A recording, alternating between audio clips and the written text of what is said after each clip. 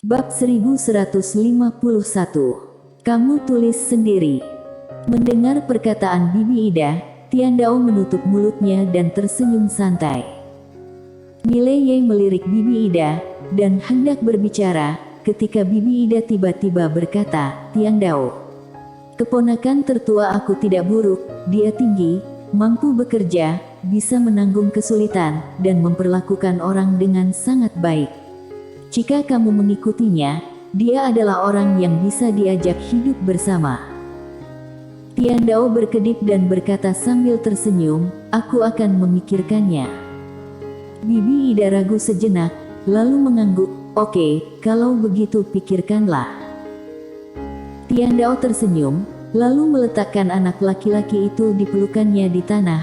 Dia dengan lembut mengusap kepala anak laki-laki itu, "Pergi main sendiri." Bocah laki-laki itu mengangkat kepalanya dan menunjuk ke wajahnya, "Cium."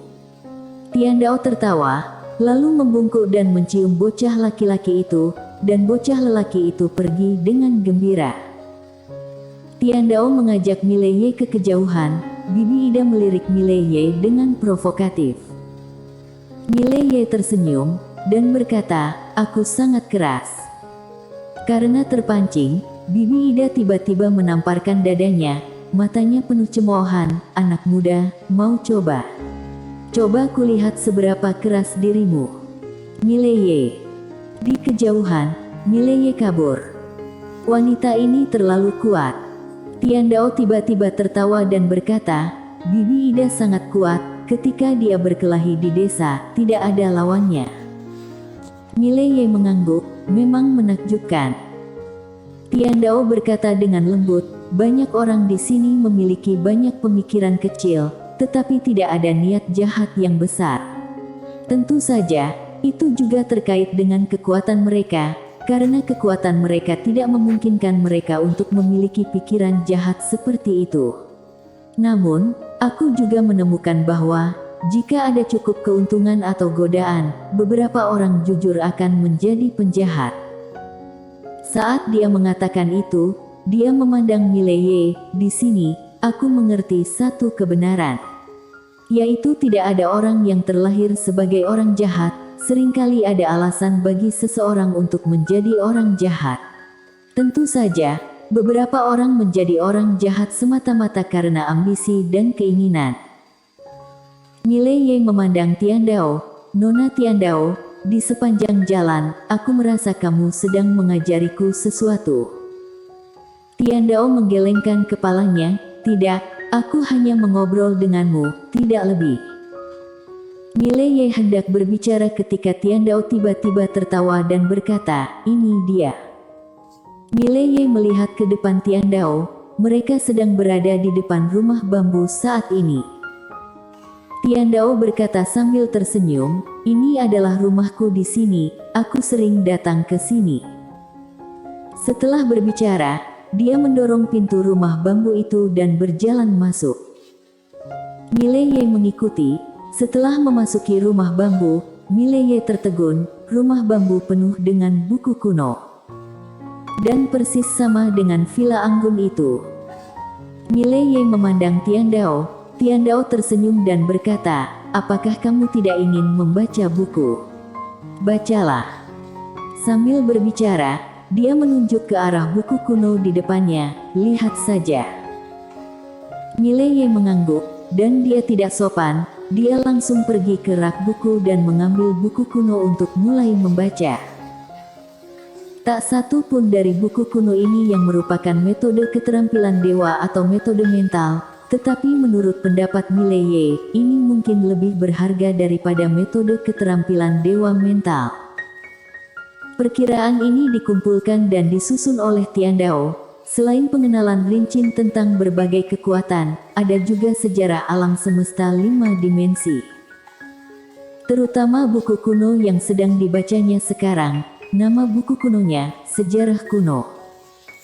Sejarah kuno ini mencatat semua sejarah dari awal alam semesta hingga saat ini. Apa yang terjadi selama periode tersebut dicatat dengan jelas. Saat ini, seluruh alam semesta 5 dimensi menjadi jelas di benak Mileye.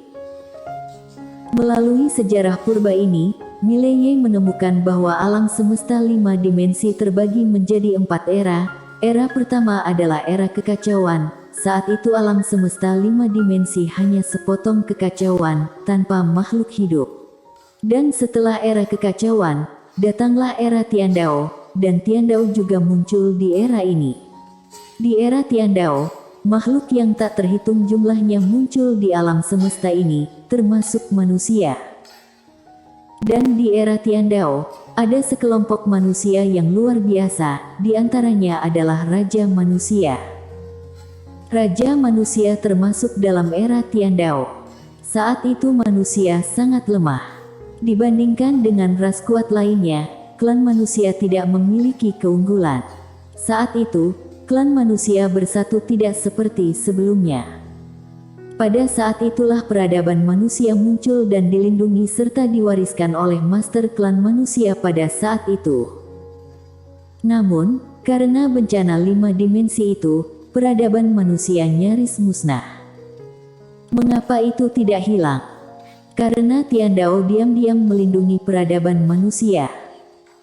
Tidak disebutkan di buku, tapi ditebak oleh Mileye. Karena di buku itu ada gambaran bencana 5 dimensi, di bawah bencana 5 dimensi tidak ada satu makhluk hidup pun bertahan. Manusia pada saat itu tidak mungkin menolak bencana 5 dimensi. Di seluruh 5 dimensi, hanya Tiandao yang memiliki kemampuan untuk menyelamatkan orang di bawah bencana 5 dimensi. Di era Tiandao, harus menyebutkan beberapa orang, yaitu para dewa sejati, yaitu Tail dan kelompoknya. Namun, sangat sedikit yang dikatakan tentang mereka dalam sejarah kuno. Setelah era Tiandao, ada zaman dewa dan iblis. Zaman dewa dan iblis, era leluhur Amu. Pada saat itu muncul banyak master. Orang-orang ini sangat kuat sehingga mereka sendiri menjadi dewa. Planet yang sebelumnya ditekan oleh pedang Tiandao, orang-orang di dalamnya juga milik zaman dewa dan iblis.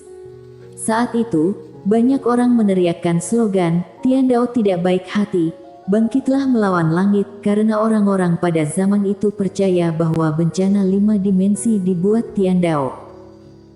Hasil akhirnya adalah semua penguasa dewa dan iblis di era itu hampir musnah seluruhnya. Namun, peradaban klan manusia tetap diwariskan. Setelah zaman dewa dan iblis datanglah zaman purba, namun saat ini energi spiritual alam semesta 5 dimensi tidak sebaik dulu, sehingga tidak ada guru yang kuat di seluruh zaman purba. Setelah zaman kuno datanglah zaman Cambrian, ada seseorang muncul di zaman ini yang menarik perhatian Tiandao. Aro. Untuk Aro, Tiandao juga memberikan evaluasi, tubuh manusia, belum pernah terjadi sebelumnya. Dari seluruh zaman Cambrian, hanya Aro yang tercatat dalam buku sejarah.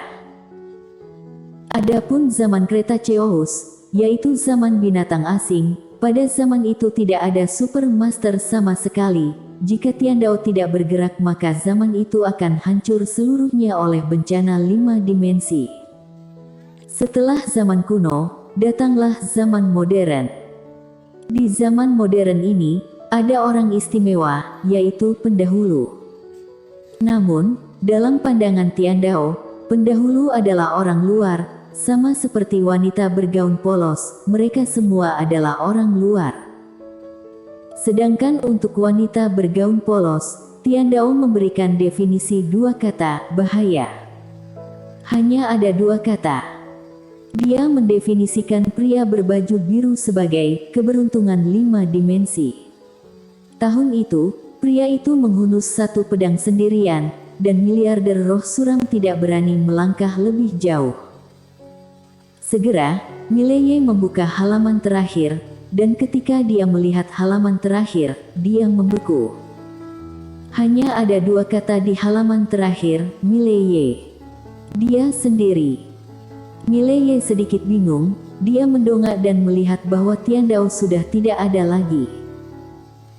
Mileye berjalan keluar dari rumah bambu, Saat ini Tian Dao sedang duduk di atas batu kecil tidak jauh dari rumah bambu. Dia sedang memegang mangkuk besar di tangannya yang berisi nasi putih dan sayuran yang berantakan. Dia makan dengan nikmat, dan sudut mulutnya tertutup sisa minyak dan butiran beras. Dia tidak menjaga citra sama sekali. Mile Ye berjalan ke sisi Tian Dao. Tian Dao meliriknya. Dia tersenyum dan berkata, "Makan. Bibi Ida membuatnya untukku." Mile Ye tertawa. Dia mungkin ingin kamu menikah dengan keponakannya. Tian Dao tertawa. Sebenarnya keponakannya cukup baik, tapi dia terlalu jujur untuk menikah dengan wanita. Mile Ye sedikit bingung. Kalau jujur, apakah tidak bisa menikahi seorang istri? Tian Dao menggelengkan kepalanya dan menghela nafas. Dia menyeka butiran beras dari sudut mulutnya ke dalam mulutnya, kemudian berkata, "Pria yang jujur menikahi seorang istri. Apa yang kamu pikirkan? Pernahkah kamu mendengar kalimat, pria tidak jahat maka wanita tidak mencintainya? Aku pernah mempelajarinya. Aku akan memberitahu kamu bahwa banyak wanita manusia kamu yang aneh." Mengapa? Karena aku menemukan bahwa kebanyakan wanita menyukai pria jahat. Di dunia, pria jahat itu sering memiliki banyak wanita. Sebaliknya, pria jujur dan patuh malah tidak berjodoh dengan wanita. Mile Ye sedikit mengernyit, hanya karena jujur. Tian Dao berkata sambil tersenyum, "Ya. Namun, ada fenomena yang lebih aneh lagi, yaitu setelah wanita jahat itu patah hati, mereka akan menemukan pria jujur untuk dinikahi." Saat dia berbicara, dia menatap Mile Ye. Sejujurnya, banyak orang jujur yang dikhianati, hehe. Mile Ye. Pada saat ini, Tian Dao berkata lagi, "Tentu saja, tidak semua wanita realistis. Beberapa orang jujur terlihat jujur di permukaan, tetapi mereka sama sekali tidak jujur di dalam hatinya. Alasan mengapa mereka jujur adalah karena mereka tidak memiliki kemampuan.